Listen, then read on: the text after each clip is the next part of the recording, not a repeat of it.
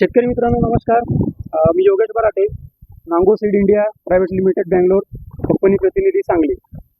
आपण या ठिकाणी कोथडी या गावात आलेलो आहे आज. या ठिकाणी आपण शेतकऱ्यांकडनं काकडी एक वाणाविषयी माहिती जाणून घेऊया. दादा आपला परिचय सांगा. माझं नाव महावीर छायाप्पा बोरगावे, राहणार कोथळी, तालुका शिरोळ, जिल्हा कोल्हापूर. तुम्ही किती वर्षापासून काकडी पिकला होता? गेली 3 वर्ष आम्ही काकडीचं उत्पादन घेतोय.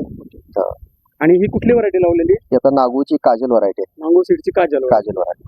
या व्हरायटी बद्दल काय वाटतं तुम्हाला? रोगप्रतिकार क्षमता, उत्पादन क्षमता? आता तसं बघायला गेलं तर 3ऱ्या वर्षात हे पहिल्यांदाच आम्ही काजलचा प्रयोग केलेला आहे.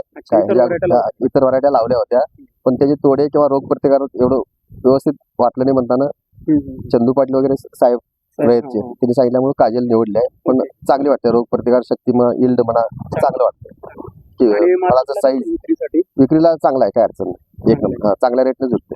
आणि टिकवण क्षमता फळाची? टिकवण क्षमता पण चांगली आहे. आता आमच्या 9 तारखेला 9 जुलैला बी टोकलं होतं.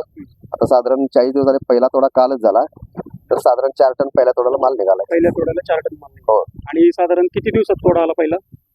साधारण 39व्या दिवशी आला. 39व्या दिवशी पहिला तोडा. एकंदरीत व्हरायटी बद्दल तुम्ही समाधानी आहात? हो, समाधानी आहे. इतर शेतकऱ्यांना काय सांगाल?